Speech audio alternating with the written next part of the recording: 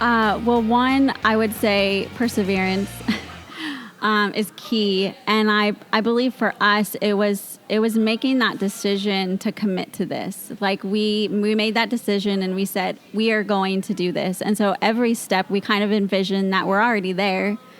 And we just kind of go from there because the mental game is the toughest. Yeah. If you're in that mindset of like, oh, did I make a good decision? Was this the right choice? Should I go back? Should I, and when you're wavering, it throws you off course. Hey, Islanders, and welcome to episode 187 of the Camano Voice. Today I'm here with the co-owner of the Track Raceway360. Please welcome Genni Koester.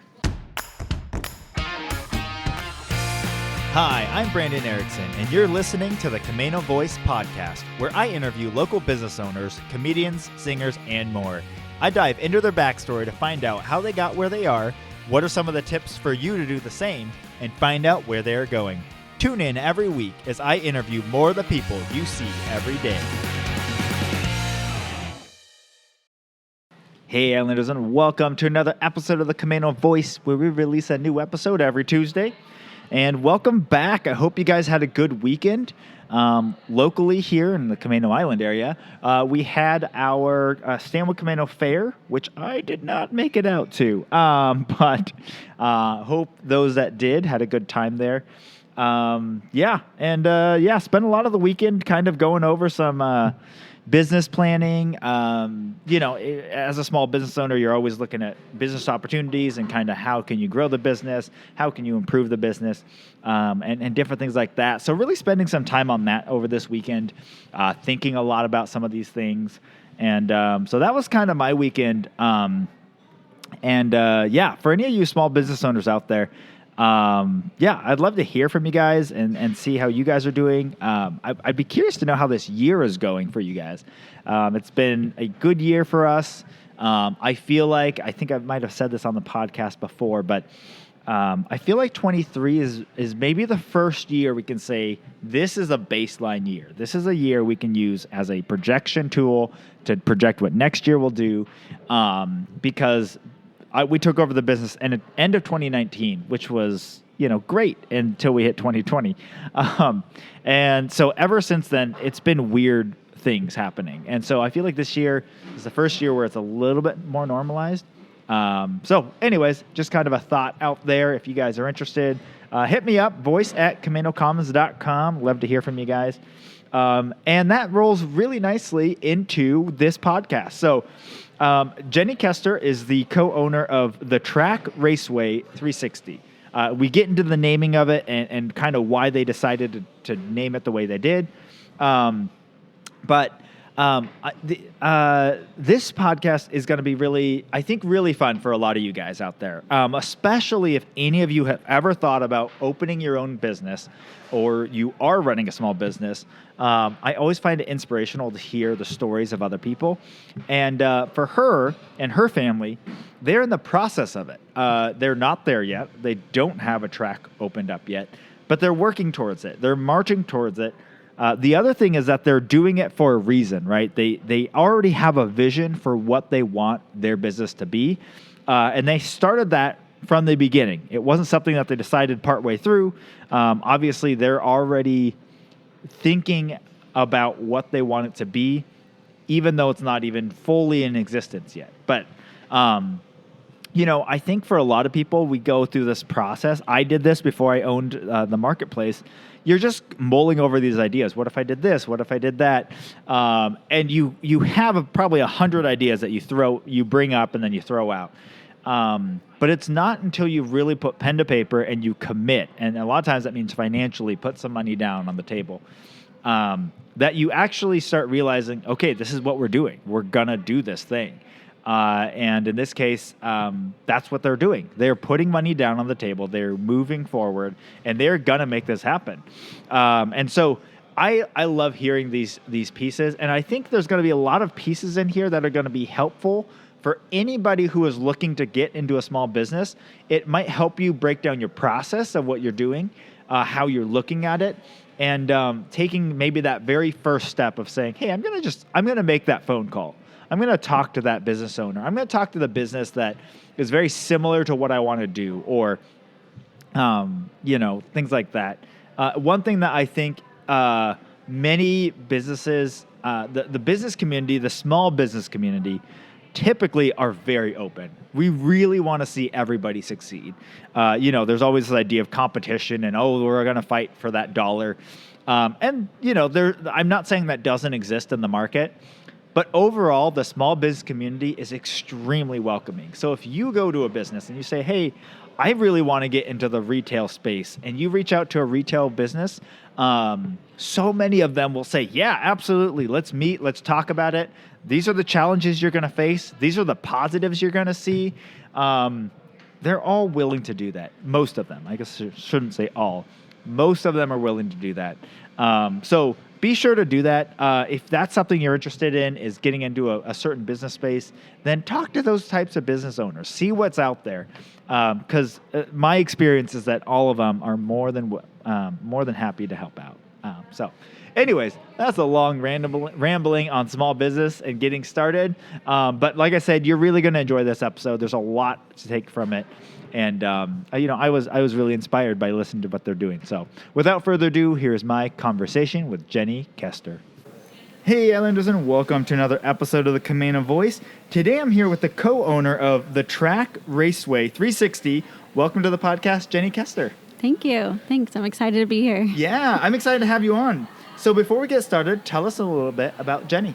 Well, I grew up in the Mount Vernon area, Nice. Born and raised. I've always lived there. My husband, Jake, is from the Arlington area, and we've been married for 18 years now. We have 3 kids, 23, 21, and 16. Nice. Yeah. Good spread. Yes. And congratulations. That's awesome. Thank you. So you live in the Mount Vernon area still? Yes. Nice. Yeah. Very cool. Yeah, so I grew up on Camano, which is where we are. And it's gone through a lot of changes and stuff, but I feel like Mount Vernon's in that same boat. There's just been massive changes, especially over the last, 20 plus years. There's been a lot of different things, farmland that's changing, and Yeah, how's it feel for you? It's definitely, Mount Vernon has definitely been growing. Just growing up there, it has always been kind of a small town feel. And so I always look at it that way. Yeah. But it's actually exploding. It's getting really big. Yeah. And which is cool. It has some positives to it, but at the same time, there's still some negatives that come with that. Well, and you mentioned your husband's from Arlington, right? Yes. So has he gone back and kind of seen what's happening down there? Oh, yeah. Arlington itself is growing just as much, as Skagit County. He's a mechanic in Marysville, so he still travels back and forth. So he's still in kind of both worlds every day. Yeah. Well, and my dad has been down in Arlington quite a bit, and he said the Amazon complex and the condominiums and like there's still like the cute downtown Arlington, but then there's a whole lot that is doesn't feel like Arlington anymore. That's exactly. And the same with Mount Vernon and Burlington is the same feel. You have your small portions, but then you have it just keeps growing out from there. Mm-hmm. It is nice, I feel like, to have that kind of grounding of a lively downtown still. And I know that's probably really come back to life in the last 5 to 10 years, I feel like. But it's nice to have that as kind of a piece of it, at least. It makes you feel like, oh yeah, this is kind of what I remember. Yeah, definitely. And I think just for everybody in the last 3 years, right, there was kind of a pause in all of that. And so now we really are embracing, I think, the community feel and being able to go out and do all of these things. Yeah. Well, and there's actually been a lot of work done in, I know in Island County, there's a lot of work being done on regenerative tourism, which is like this idea that tourism isn't just go there and take from the area. You go with the intention of giving back to the area or improving it in some way. And I feel like Skagit's kind of going through this evolution as well, where they're kind of seeing how can we make tourism sustainable so that we're not destroying our farmland, because we don't want to end up like all the other places down south. And how do we maintain what makes Skagit County, but also be allowed to grow and have new businesses and a growing economy. Yeah, absolutely. And I actually feel like that ties into our heart and passion and what we're doing here with the Track Raceway. Yeah, absolutely. So how do you feel like that has grown? Because way back when, I don't remember how long ago, there was that one track in Mount Vernon. But how has this idea kind of evolved for you? Yeah. So I was in high school when the track in Mount Vernon was around. So I wasn't in that kind of group. So I never went to it. I don't know a whole lot about it. But for us, so how this business came about for us, actually, my husband, he's into cars, big into cars. I grew up in old cars. And our son is 16, and so they love to go-kart racing all the time. So we would always drive down to the one that was in Mukilteo. And one time we went down there, and we're like, this is so great, but it's so far for us, and we spend so much money here. And so this idea just popped into my head, like, hey, what if we opened our own track closer to home? Like there's, the closest one really for the kind of track that it is in Mukilteo. And so we just kind of played around with this idea, like, hey, could this be a possibility? And a few weeks later, just some events came forward that presented the opportunity for us to open our own track. Yeah. And so we were like, okay, what do we want to do with this opportunity? And so we're like, let's go for it. And so we just, first of all, made that decision of let's go into this. And we've just been taking one step forward ever since. Yeah. So what was your, when you grew up in Mount Vernon, as you're going through high school, what was kind of your dream? Were you planning on staying here forever? Were you looking at other places to move to, schools to study at? Actually, my plan was just to become a mom. Okay, yeah. To get married and become a mom. And like I said, I grew up in Skagit County, so I always kind of knew that I was going to be there. Yeah. I never had any ideas to move away. And so that's why, like, our heart behind this business is to really provide a community center within Skagit Valley, to provide a place for people to come into and just connect with one another, because that's really why we're here. We're here, like, relationships with each other is, like, I believe, one of the reasons why we are alive. Yeah. And so just to provide a venue to be able to have something where people can come together and at the same time have fun. I mean, to go-karting, like, what more fun to do than that? So. Right. Awesome. So then as you were, so did you end up getting married pretty young then? And then having kids and everything then? Yeah, well, my personal story, I had my daughter when I was 18. Okay. So I definitely started early. Yeah. But like I said, my dream was always to be a mom, so I was really excited. Yeah. And then I met my husband a year later, and we got married and then had our son together. Nice. And so, he moved up from Arlington because he just kind of saw how Arlington was growing, and he knew that Skagit was home to me, so he moved into Skagit. Nice. Like I said, and so he loves it up there. And we actually live in my grandparents' old house. Oh, very cool. And so just building new memories on top of the old memories. So, yes. That's awesome. Very cool. So then, as you've grown up in this area, what were the things that stood out to you, whether like maybe old businesses or, experiences you had in Skagit County that really stood out to you as monumental as you've grown up?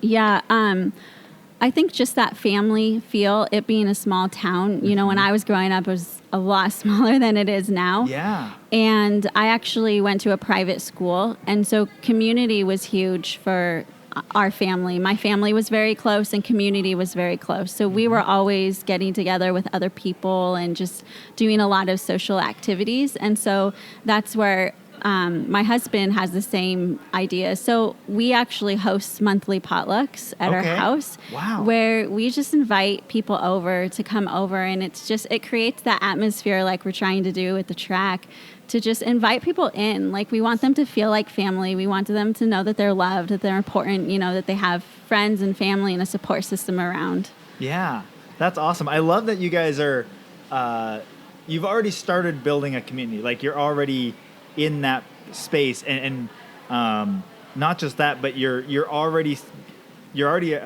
many steps down the road when it comes to business, in the sense of you're never in the business you think you're in.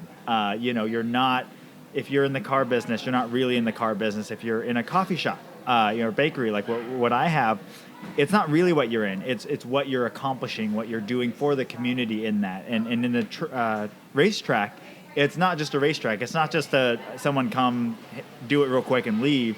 You're already building that idea that this is a connecting point. Yeah, and that's exactly our heart behind it. And so that's why when we saw this opportunity to open the go-kart track, we were like, what an amazing piece, because there are so many people who love go-karting. Mm-hmm. And up in Skagit County especially, nowadays there's just not a lot for people to do. Yeah. And so people are always looking for something fun to do. And, for younger kids, there might be a few more options for them. But for those teenagers, and the young adults are like, what can we go do? Yeah. And so we just see this, as an opportunity to open up and, hey, come here, come have fun and make connections with other people. Yeah. So was there something that got you interested in go-kart racing and stuff at some point that really stood out to you? Me personally, not per se. Okay. I am not an adrenaline junkie. So I've gone go-karting, but it's like, for me, it provides that adrenaline rush that I don't desire. But my husband and my son, definitely, they are very competitive on the track and love to do it, and I love to support them. And so they're kind of more of the go-karting gurus and how to get that piece of it. I'm kind of more of the brains and the administration behind the business. Yes. I love to learn, and I love the paperwork side of things. So that has been keeping me busy right now, just doing all of this research. What do we need to do? What do we need to establish? And those sort of pieces. Well, my husband and my son, they're planning out, like, what does the track course look like? What else do we need to get? And that sort of things. Yeah. So you mentioned that there was an opportunity that came up that made you think, like, this is the time to do it. Talk a little bit about that and what that looks like. Like, what was it that really helped push you guys over the edge? Well, one, the track in Mukilteo was closing. And so there was an opportunity for us to buy it. And we were like, oh, wow, okay, could we do this? And so through just different course of events, we didn't purchase the business, but we bought several assets from them and got to know the owners a little bit. And so they gave us, they kind of coached us along, so to speak, and just gave us a lot of advice because they ran that track for 25 years. Wow. So they were just a wealth of knowledge. And they just saw our heart in this, that it was a family thing. It's not just meant to be a business to us, but really something we could pass on to our kids. Yeah. And so I believe that they saw that in us. And so they were very encouraging and very supportive to see us to move this forward. And so we're really thankful for the help that they had. And I think that's really what gave us that push to, we can do this. Yeah. Yeah. The amount of times, if you can ever find that business mentor or the person that's steps ahead of you in business, they just make it feel possible because they've done it. They've already walked that path that you want to walk, and it makes such a big difference in when you're talking to friends and family. They're like, "Oh, that's crazy. Why would you start that type of a business? Why don't you do this or that?" But when you talk to people who have walked the road before you, they're like, "Oh yeah, we felt the same things, and this is what we've done." What are some things that they've whether it's coached or kind of encouraged you along the way? Are there specific things that really stand out in your mind as again, kind of helped you push into that, yes, we definitely want to do this? I would say one of the biggest things is to stay focused on what you're doing. It's easy to kind of go off on these other trails and try to provide other avenues of things to do. But they were like, you want to make sure you stay, it's a go-kart track, so stay focused on the go-karting experience of it. Yeah, nice. So then what does that path look like for you? You guys have, this kart closed, this other racetrack closed down. You kind of got an opportunity to talk with them, get some assets together, and now you guys are kind of in that next step. What does that kind of look like for you guys? The two biggest things are, one, we are still looking for a building. Mm-hmm. So it has to be big enough to be able to lay out a go-kart track. Yeah. So that's been hard, trying to find a building that size and the requirements, but we know it's out there. We've been looking at different things, and there are a lot of variables that need to come together, but we'll get there. And so that's our highest priority. And then the second one is funding. So my husband and I, we have put, a lot of our personal into this, right? Yeah. Because we have the vision and we want to see it come forward. But of course, we really want the community to be involved in this. Yeah. And so we're just looking for people that want to it might look different for different people, but want to partner with us in some way to just see this come to fruition. Yeah. Very cool. And how has that been? How's the community response been? How has that kind of been as you've reached out and talked to different people? It's been really great. I mean, everybody that we've talked to personally when we share this, that we're opening a go-kart track, they get very excited. One, either they just love go-karting, or they're like, we need something. We need more in the community of things to do. And we're like, absolutely, that's why we're trying to do this. But the other side, we've already started some of our social media promotions to just get the word out there, like, hey, this is what we're doing, and build that excitement there. And I think we have like over 800 followers on our Facebook page, which is a little bit overwhelming. But it's exciting to see that so many other people are excited for this. Yeah. So I think where you guys are at, you're in this step where you've made some financial commitments already. You've obviously bought some stuff. You've put a lot of money into this already. I think a lot of entrepreneurs or people that want to be entrepreneurs get stuck a few steps behind where you guys are at. How is it? What would you say to someone that was like really passionate about an idea, whether it's a product or a event type center thing?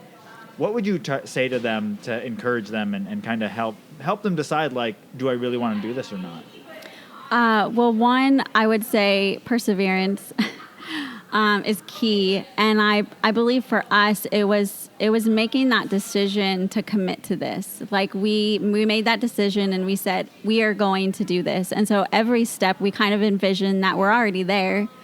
And we just kind of go from there, because the mental game is the toughest. Yeah. If you're in that mindset of like, oh, did I make a good decision? Was this the right choice? Should I go back? Should I, and when you're wavering, it throws you off course. So if you know in your heart that you really want to do something, I think that just persevering through that and be like, no, I made this decision. I made this commitment. I'm going to keep going.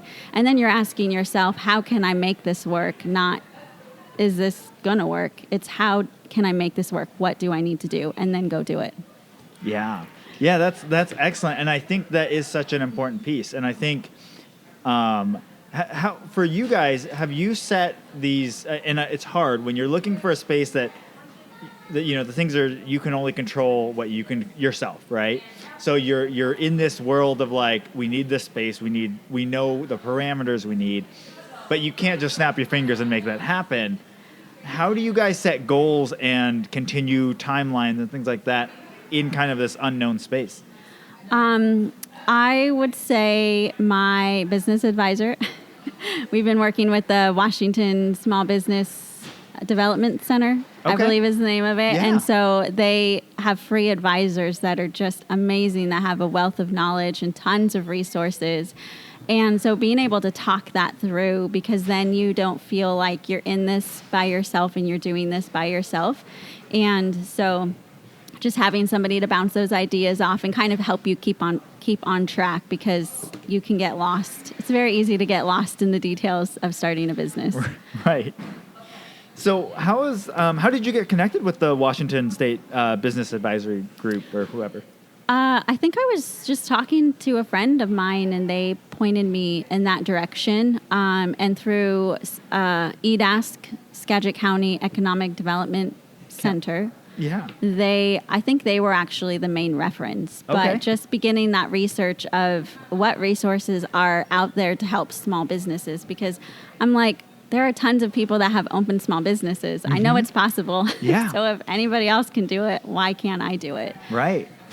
Do either you or your husband have a family history of entrepreneurship or anything like that? No, actually, we don't. None of my family really did those big dreams. And so it's kind of a new venture for our family, and showing our family that it is possible, because this is a very big adventure. It's not just an online, I'm going to sell a couple things here and there, know. So it is a very big venture, but our family is very excited and very supportive. Yeah. Yeah, and you mentioned that, like, sometimes it's easy, not easy, but there's like small things that you can be like, oh, well, I make these 10 things, and so I can sell them on Etsy or whatever. But what you're talking about is a pretty financially heavy lift to start this business.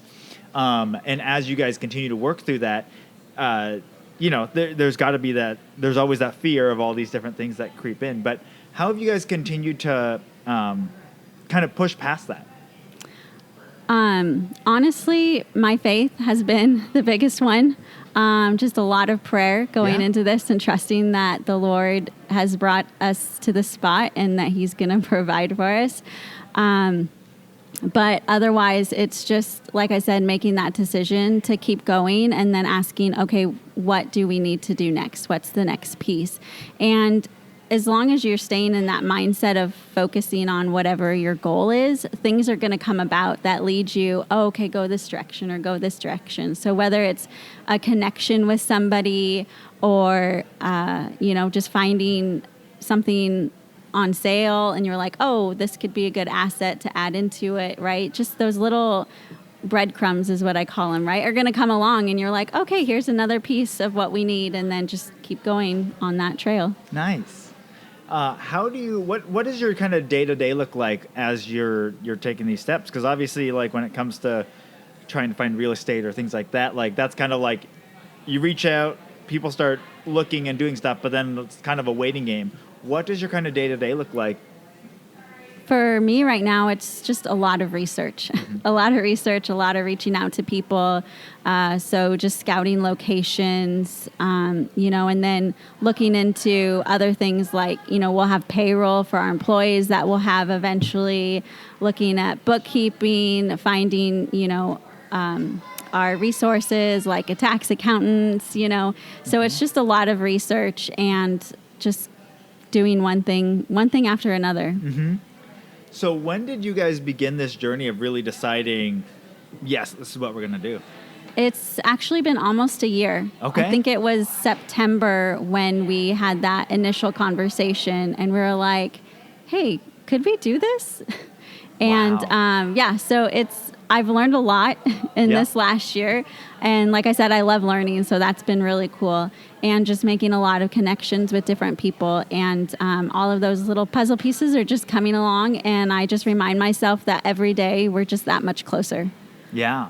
Well, and what you're talking about too, working through each of those steps. It's like when you get actually into the business side, once it starts going and all that, there's every day you learning something new, which is good and bad. Yeah, I just tell myself, well, when we get ready for that next step, like, I'm going to have all the information. I have everything set because I've done all of this, work in the forefront and ready. Whereas I've heard a lot of people, they don't think about a lot of these things, and then they get there and then they're like, oh, shoot, I was supposed to do that? Yeah, yes. Yeah, there are, there's not like yes, there are like 10 easy steps to start a business, but like you go to 10 different sites and you get 10 different answers. And there's a lot of things that if you don't know, you just don't know as you're getting prepped and started. So as you're looking, are you looking specifically, is it anywhere within Skagit County? Are you looking pretty far north or south? Like, how far out are you guys kind of scoping? Yeah, we're actually looking anywhere as far north as Burlington and as far south as Marysville. Okay. So that's kind of our goal, is where we're hoping to find a location. Okay, nice. And so what have been kind of your thoughts? Because when I think of like go-kart racing, a lot of times, like my friends and stuff would sometimes go do that, and we would go there and do a round and then leave. What has kind of been the thing that you guys feel, I guess, how do you guys plan on making it feel different so that it is that community hub where people are really more coming there to also meet community Yeah, well, one of our goals is just to create an atmosphere, first of all, where people feel welcomed and feel like they're, part of the group or part of the team. And I always am reminded of the show Cheers. Mm-hmm. Do you remember that show? It's actually before my time, but their theme song was about coming to a place where everybody knows your name. And so that has kind of been like a theme song for us in the atmosphere that we want to create for people. So even though you might be coming and you're just doing a couple races, generally you're never racing alone. You're racing against other people. And so there's, kind of a commandeer that can be created when you're competing against other people. And then families is the other side of it. We want to provide a space where we have kiddie carts for the younger kids to be able to come in with their families and do birthdays and that sort of thing. So it's not just one target group of guys coming in. And then, like I said, as a woman, the adrenaline is not always my thing, but I still like to have fun too. And so we want to be able to provide opportunities where women can even come in and not have to have that competition against these men who are very competitive. So we also foresee just like community nights or special nights that are set aside just for certain groups, whether it's, a youth group night or women's group or something like that to really bring in the rest of the community. Yeah, I love that. I love that idea because what you're saying is true. Like sometimes I go to the karts, and even for me, like I'm fairly competitive, but I don't do go-kart racing all the time. And so sometimes when my friends and I would go, you'd get there and you watch the round before you, and they are going, and I'm like, I don't know if I'm ready for this. So I love that idea. Is there like age restrictions or things like that, or as long as a go-kart goes slow enough, they're able to do it for kids and stuff like that? Yeah, exactly. We'll have smaller carts that are specific for the junior drivers. Mm-hmm. So, that ranges usually about 8 or 9 is the age that can start that. Yeah. Nice. And then, the older carts, it goes up to, if you're still active enough to go out and get in there and have some fun, then absolutely. And another piece of it is we also, like my son is very competitive, and so he wants to go out there and beat everybody. So we also have a desire to do like special race nights where it's actually like competitive racing, where you actually based off of your lap position, not just going out there and racing against anybody who doesn't have any experience. Yeah, I love that. And one thing I've been learning as I've been again, like I like competition, and there's pieces of competition that when you're doing like a one-off race, that's one type of competition. Like you're competing against your friends, you're trying to win, but there's a different feel when you're entering a tournament or something that there's, even if it's nothing, it's not even something important on the line, but there's something on the line, it makes it a different feel.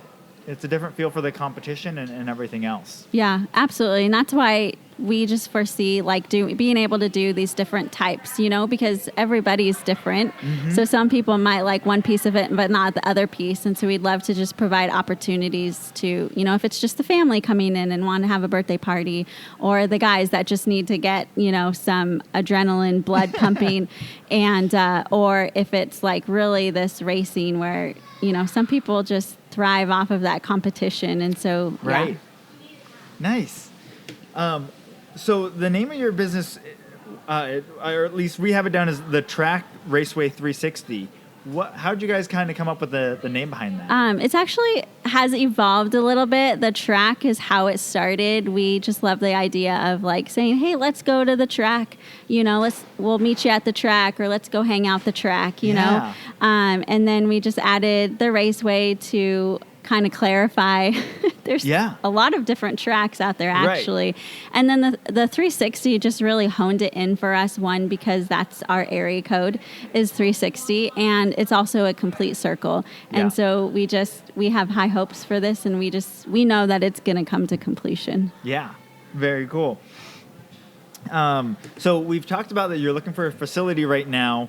As far as you talked about like reaching out to the community and figuring out how they can get involved, what are the ways that the community can be involved in helping this become a reality? Yeah. First of all, is just building awareness. So hopping on and following our Facebook page or Instagram page and just sharing that with people. And then as we get closer, and definitely once we are able to secure a location, we're going to have like a kickoff party, and we're going to be doing some fundraising. So just to help raise some funds to go along and help with the added cost and, making sure we have enough cash to get started. Yeah. Nice. Do you guys already have ideas for fundraising, like different events or things like that? I think just the main one will just be a kickoff event, like a barbecue. Okay. Basically a neighborhood community barbecue where we just invite our friends and family. And we've created some T-shirts with our logos already. So Nice. we'll be selling those or giving some away. Okay. And just like I said, raising awareness and just creating that atmosphere already of like, hey, this is community. Yeah. Very cool. What do you think is the most unexpected thing you've learned since becoming a business owner? I would say the hard work. It is a lot of hard work starting a business. And I knew like running a business is hard work, but I guess I had no idea how much hard work it was just starting the business. Yeah. And so I had to ask myself several times, like, I know the hard work of a business, but the hard work to get to that point, like, is it worth it? You really have to ask yourself that. But again, that perseverance just comes through when we remind ourselves, like, no, this is our goal. This is our vision. This is what we're working towards. This is what we're fighting for. And so we're like, absolutely, let's just keep going. Yeah. Well, and I love that too. The piece about business, I think when you look online, you Google small businesses or things like that, sometimes you'll see these kind of get rich quick schemes. The idea behind it, like start a small business and then make this much passive income or whatever it is. But the beauty of what business, especially small business, brings to the community and all the different pieces is that it's not only your livelihood, but it's also how you get to affect and impact the community you're in. I think that is such an important piece that not that, just working in a job or anything like that is bad. But when you're working in a small business that is making a difference in the community through whatever they're doing, you just get a different feel than if you work, not to throw shade at them, but working at McDonald's or Starbucks or just some of these corporation companies where, you clock in, you clock out, you get paid well and you walk away. But being able to be that, and also what you're talking about, that generational side of setting this up so that your kids, as they step into it, they're going to be able to step into the business. And it's really cool. Yeah. Well, I think it's that mindset that a lot of people talk about between just having a job or being entrepreneurial. Yeah. And I think it's really, what are your dreams and your goals? Because a lot of times people in a job, right, they're going to work for their paycheck. That's what they're working for. And which is great because your paycheck pays your bills. Yep. And if you save right, maybe you go on a vacation, but it's really like, what are you building there? Where business owners that have that entrepreneurial mindset are like, no, we're trying to work for something more. And one of the things that I love about the business that we're building in the track, like we've talked about all day here, is just one, the community aspect, but also providing, that recreational output for people, and even just opportunities like, yes, this could be an income maker for our family, but we'll have employees. So we're providing jobs for other people. We have a lot of ideas to help the community in different ways to give back and give towards other organizations. So it's not just a paycheck, right? There's so many other pieces that pull into it, that's just my heart. Yeah. Well, and you said it so well too, what do you want, right? I think all in life, you, to some degree, you get to choose what you get in life, and you put your focus and your time and energy into that. And it usually means you're sacrificing other things. You're choosing other things, not to do other things. So when you're pouring into a business, especially a brand new business like this, you've already mentioned it's a ton of work. it's much, you can make a lot more money putting in that much work going and working at one of these other places. The other thing is that there's a long runway, not to throw the pun in there, but there's a long road ahead of you before it turns around, becomes profitable, and actually starts making money. But again, and then on top of that, it's going to use up a lot of resources, so you're not going to go on as many trips or vacations or whatever it is. But again, you're deciding that because this is what you want to do. This is your heart, and this is where you see making an impact in the community. So the choices and the sacrifices you're making are for your family, it's for the business, and it's for the community. And I think it's really cool, and it's neat when people get that you have a choice in life and you can choose. There's people that want to work and get that passive income and then, live as nomads and go around the world. And that's a great lifestyle, and I'm glad they get to do that. And then there's people who are also wanting to build something in their community they live in that maybe isn't ever going to make them, millions of dollars or whatever, but it's going to make a living and it's going to impact their community. And I love that. That's the thing I love about small business is that you can do these different things and you can it's choose your own adventure, but you're giving up something somewhere. And what you guys are doing sounds really cool. Yeah. So I'm really excited. Very cool. So as far as we talked about, you got to talk to the previous owners of the Mukilteo racetrack. But what do you think is some of the other best advice you've received from other entrepreneurs talking with them in the community or other maybe community leaders? I would say again, coming back to that perseverance piece of, you've made this decision to go towards it, and you have to just keep moving forward and just finding people that can come alongside you in different ways to encourage you. Because, like I've said, other people have started small businesses. Like, it's possible. You can do it, whether it's something that has already been done or not.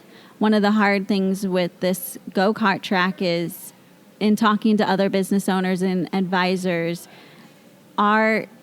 it's kind of out of the box from other businesses. Yeah. So we don't really fall into, like, every research I've done, we don't really fall into a category or a box that's already out there. We're kind of like this hybrid mixture between two different types of businesses. But I've gone through times when I'm like, what do I do next? Where do I go from here? But just reaching out to somebody and saying, like, okay, I'm stuck, or I'm not sure what to do with this. And just knowing that even if you're the business owner, even if you're solo, you're doing it solo, you're never alone. You just have to have a support system that's there to encourage you. Yeah. That piece I think is really important, and it's so common for small business owners to feel completely alone, and not feel like you always have the support of your team, like they want to help. But it's different. It's different being, if the business collapses tomorrow, your family's the one that are going through those consequences, where everyone else is going out and getting another job, and so it's different. There's a different weight that you have. But having those other business owners that you talk with, I've been part of a coaching group since we bought this business from my dad. And it's made a huge difference. Just talking to other business owners, like, hey, I'm really feeling this week. Is anyone else feeling this? And they're like, yes, we all feel that, Just having that confirmation, it's not unusual to feel that. And keep going. Like, you can do this. Yeah, my husband always tells me, he's like, it'll always work out in the end. It'll always work out in the end. And I'm like, but what if it doesn't? What if it doesn't work out in the end? And then he's like, then it's not the end. Yeah. And I'm like, oh, you're right. Okay, then what do I need to do from here then, right? And so it's always just finding that next step to move forward. Or sometimes you even need to just go to somebody and you're like, I need you to push me. Just give me that push to just move forward. Yeah. Yeah, this is super. I am sure anyone that's listened to this that has thought of, like, oh, I want to start a small business, but I'm not sure what to do or first steps. They've got to be finding this inspiring, because I think seeing someone take those first few steps and really step out into it is all of us, and when you see courage or bravery, you're like, oh, yeah, I can do that too. And so it's really cool that you guys are doing that. We've been looking at like a second location, and I'm going through kind of the same things in a different way, but it's like, is it financially viable? Is it a good move? Is it, the workload is going to double if we do this step, right? So it's putting all those pieces in, but eventually you've run the spreadsheets, you've got the numbers, you have to make a decision of, yes, I'm going to make this happen one way or another, or no. Yeah, well, they say where there's a will, there's a way, right? Yeah. And I believe that, this isn't just for small business owners.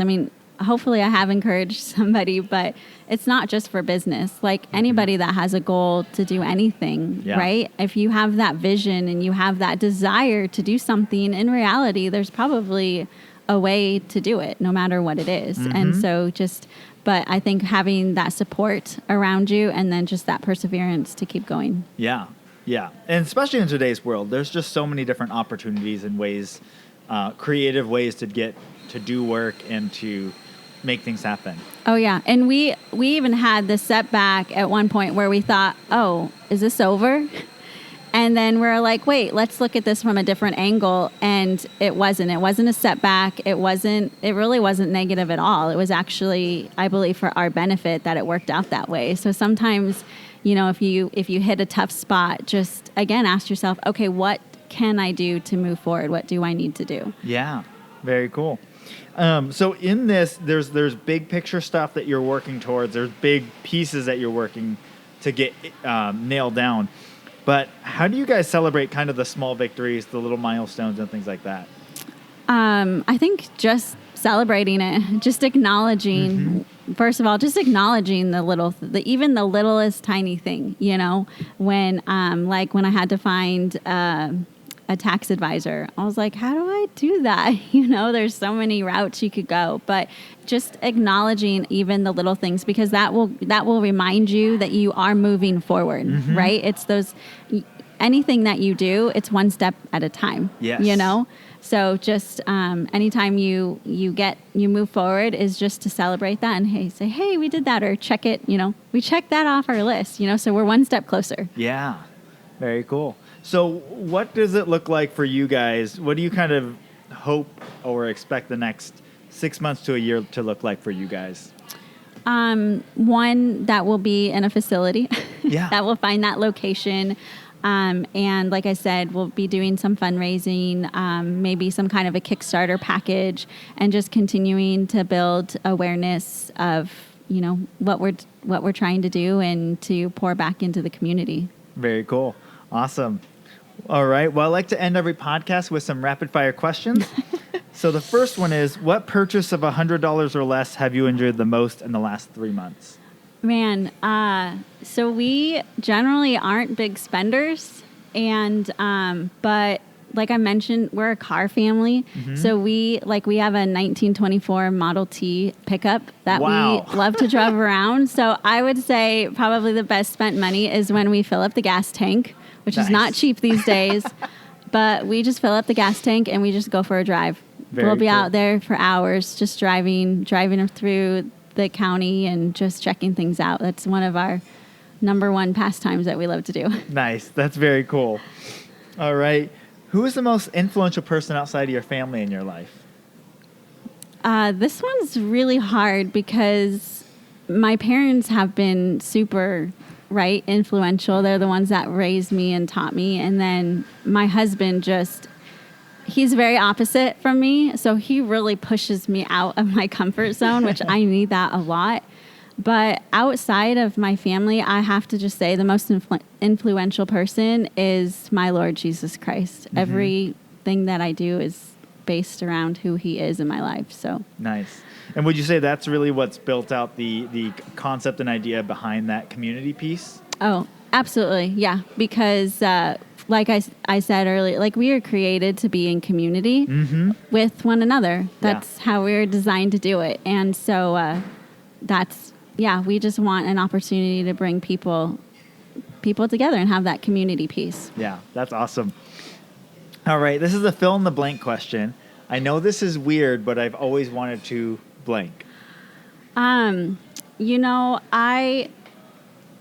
it might not be so weird, but my husband and I, one of our dreams is to road trip across the U.S. to all 48 states.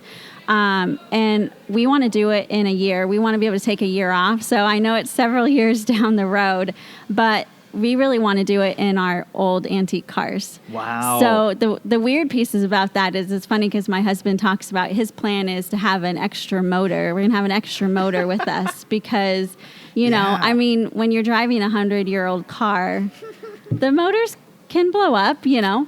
And but he's like, I can just do a motor swap, you know, in a couple hours if I need to. So I'm like, okay.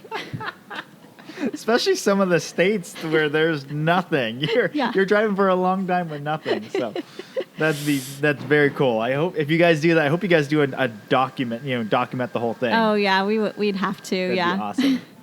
All right. Who is an interesting and fascinating person that I should interview next?